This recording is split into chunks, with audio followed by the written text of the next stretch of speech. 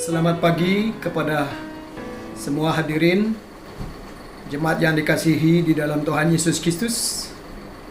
Teks kita pada hari ini terdapat di dalam 1 Petrus pasal 3 ayat 8 sampai 17. 1 Petrus pasal 3 ayat 8 sampai 17 adalah sambungan daripada minggu yang lalu. 8. Dan akhirnya, hendaklah kamu semua seia, sekata, seperasaan, mengasihi saudara-saudara, penyayang dan rendah hati. Dan janganlah membalas kejahatan dengan kejahatan, atau caci maki dengan caci maki. Tetapi sebaliknya, hendaklah kamu memberkati, karena untuk itulah kamu dipanggil, yaitu untuk memperoleh berkat. Sebab siapa yang mau mencintai hidup dan mau melihat hari-hari baik, ia harus menjaga lidahnya terhadap yang jahat dan bibirnya terhadap ucapan-ucapan yang menipu.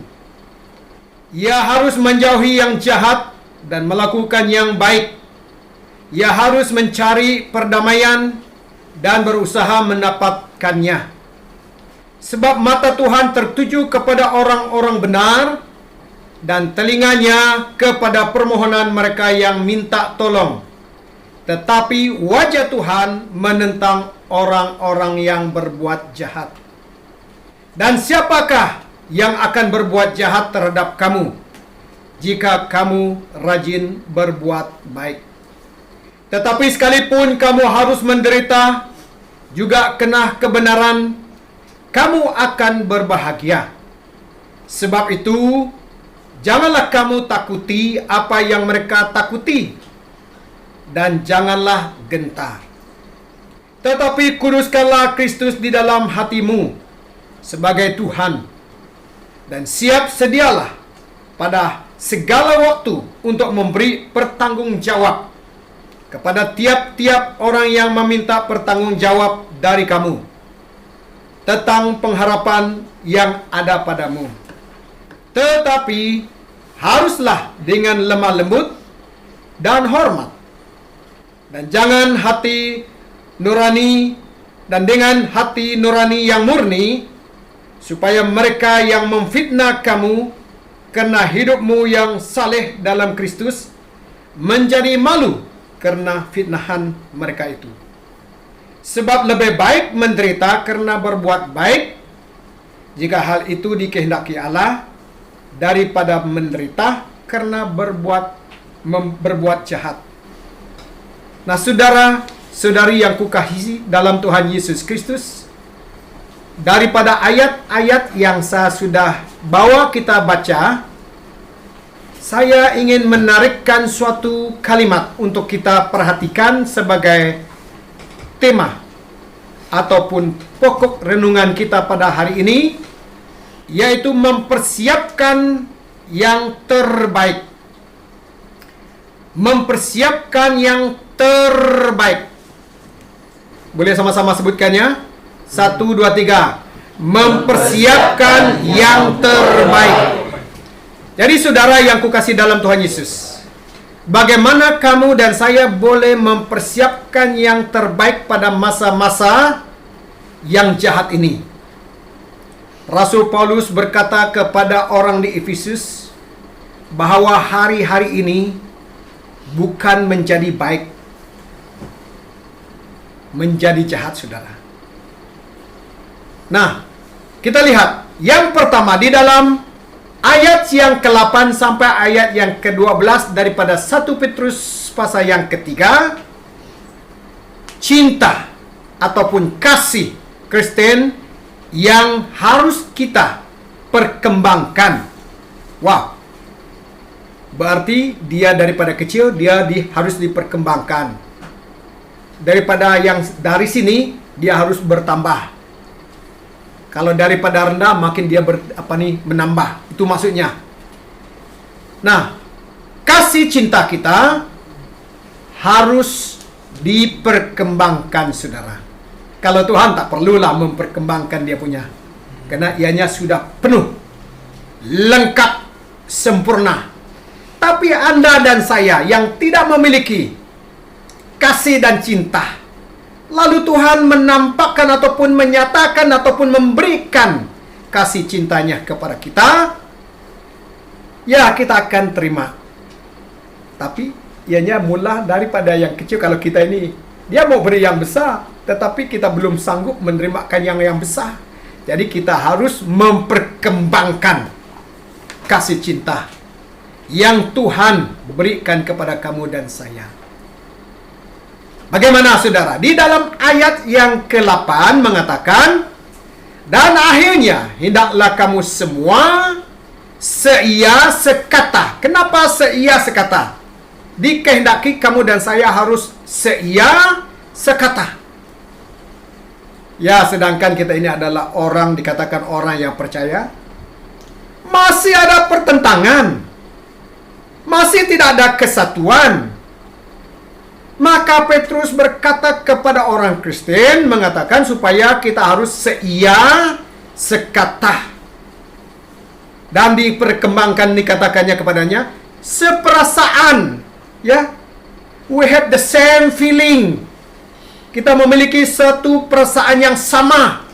Kalau ada satu yang sakit, kita sama-sama merasakannya. Kalau ada satu yang senang, kita sama-sama merasakan kesenangan itu. Itu yang dimaksudkan, saudara.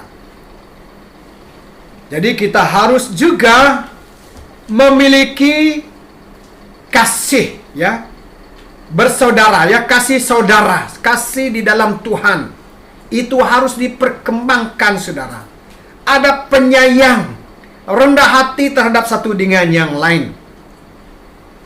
Nah, saudara yang kukasihi dalam Tuhan Yesus, kamu dan saya harus memulahkan dari sekarang cinta terhadap satu dengan yang lain sebagai umat Tuhan. Cinta kasih Kristen yang harus diperkembangkan, ya, dikatakan di dalam yang ke-9, di mana ia katakan kita harus mengasihi musuh kita, ya. Secara tidak langsung dia sebutkan, jangan membalas jahat dengan yang jahat, ataupun caci maki dengan caci maki. Dengan kata lain, saudara, kita harus membalas baik kepada orang yang membuat jahat kepada kita. Firman Tuhan mengatakan, kalau orang mengutuk kita, kita memberkati dia. Kita caci maki, dia mencaci maki kita, kita memberkati dia. Buat yang jahat, kita buat yang baik kepadanya. Itu yang Tuhan kehendaki daripada kita. Jadi kita harus mengasihi. Orang-orang yang melakukan caci maki, menjahatkan itu adalah musuh. Kawan tidak akan mencaci maki kawan, tetapi musuh. Dengan kata lain, saudara, kita harus mengasihi musuh kita. Bagaimana pula juga kita akan memperkembangkan kasih kita sebagai orang Kristen? Kita saling mengasihi satu dengan yang lain. Di dalam ayat yang 10 sampai ayat yang ke-12 mengatakan, siapa yang mau mencintai hidup dan mau melihat hari-hari baik, ia harus menjaga lidahnya terhadap yang jahat dan bibirnya terhadap ucapan-ucapan yang menipu. Ia harus menjauhi yang jahat dan melakukan yang baik. Ia harus mencari perdamaian dan berusaha mendapatkannya. Nah, kita lihat, kita harus mengasihi satu dengan yang lain, saudara. Dan kemudian kita lihat, kedua, kita harus berlatih ataupun amalkan ketuhanan Allah. Wah, kita mengagungkan dia di dalam kehidupan kita, saudara. Di dalam ayat yang ke-13 dan sampai kepada ayat yang ke-15, dan siapakah yang akan berbuat jahat terhadap kamu jika kamu rajin berbuat baik? Tidak ada, kan? Mungkin ada yang jealous. Tapi rata-ratanya kalau kita buat yang baik, memang ada orang yang sangat senang hati. Tapi pada masa yang sama kita buat yang baik, ada orang yang jealous. Kenapa dia? Kenapa bukan saya? Dan dia berusaha untuk menghapuskan kebaikan kita, dan dia mau menunjukkan dia adalah yang baik. Sebagai orang Kristen harus kita merendahkan diri. Ya, kita harus mengangkatkan satu dengan yang lain. Bukan mengangkat burit, saudara. Tidak, tapi kita saling membangunkan, mengangkatkan satu dengan yang lain, saudara. Ayat 14 dia mengatakan, tetapi sekalipun kamu harus menderita juga karena kebenaran, kamu akan berbahagia. Ya, kita buat yang baik, ada orang yang tidak senang hati, malah dia menghina, dia coba mau membuat kita jatuh.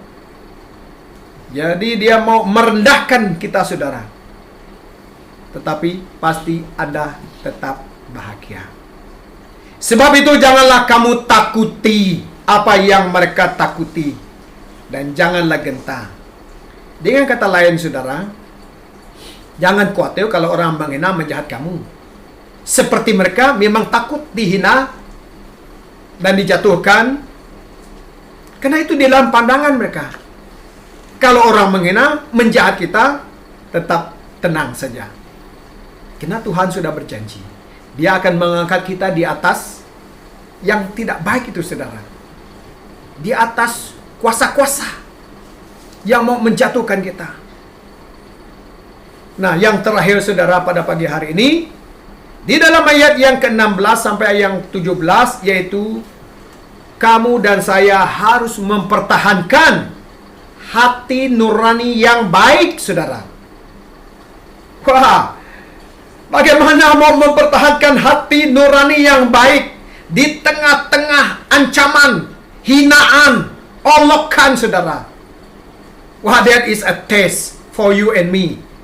Suatu ujian untuk kamu dan saya di tengah-tengah ya tuduhan, hinaan. Tapi itulah sebabnya dikatakan di dalam ayat yang ke-16 sampai 17, kita harus mempertahankannya. Bagaimana katanya? Dan dengan hati nurani yang murni, supaya mereka yang memfitnah kamu karena hidupmu yang saleh dalam Kristus menjadi malu karena fitnahan mereka. Mereka sendiri akan malu, saudara, dengan apa yang mereka sebut. So, berarti, saudara, tak usah kamu dan saya ragu, khawatir kalau orang menjahat memfitnah kita. Karena orang yang menyebutkan itu, dia yang akan malu.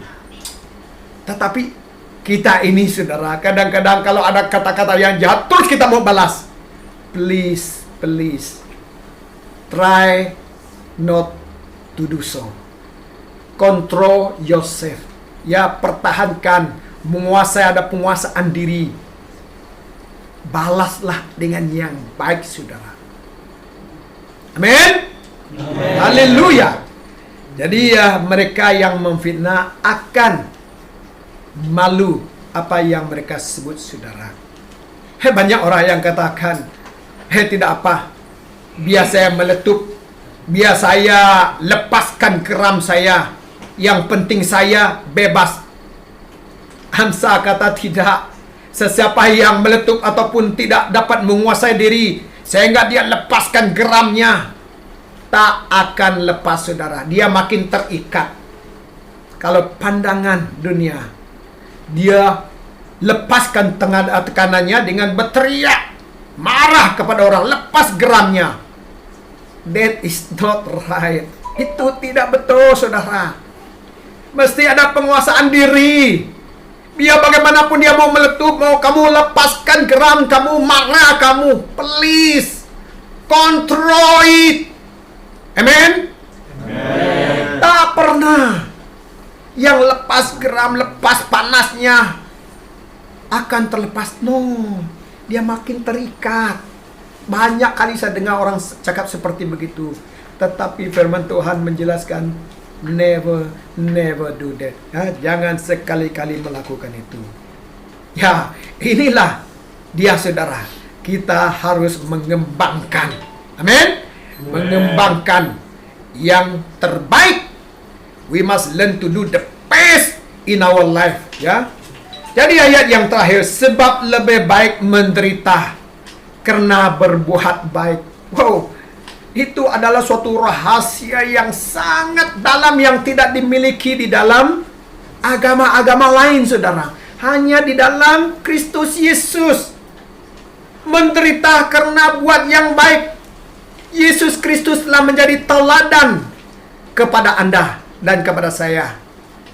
Dia menderita di kayu salib karena membuat yang baik untuk Anda dan saya. Menebus Anda dan saya. Tak perlu lagi Anda dan saya pergi ke kayu salib. Karena Yesus telah mengganti Anda dan saya di kayu salib. Amin. Haleluya. Jadi jika hal itu dikehendaki Allah, daripada menderita karena berbuat jahat. Sangat sedih kalau kita menderita karena buat jahat, itu sangat sedih. Bahaya. Tidak baik, saudara. Kembalilah kepada Tuhan Yesus. Kalau ada di antara kita pada pagi hari ini, ya, ingat bahwa telah melakukan yang tidak baik. Ini masanya. Selagi Anda masih ada hidup, ini masanya, ini peluangnya kembali. As long as we are still alive, we have the opportunity. We still have the time. Tuhan masih memberikan masa kepada Anda dan saya. Kembali kepada Dia.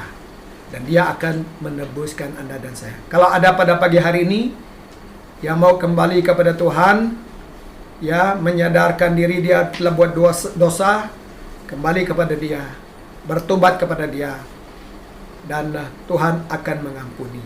Amin. Mari kita berdoa. Allah Bapa kami yang di surga, kami mengucap syukur atas firman-Mu yang telah kami baca dan renungkan pada pagi hari ini. Engkau mengajar kami supaya kami harus membuat yang terbaik dan mengembangkan kasih Allah yang ada di dalam hidup kami.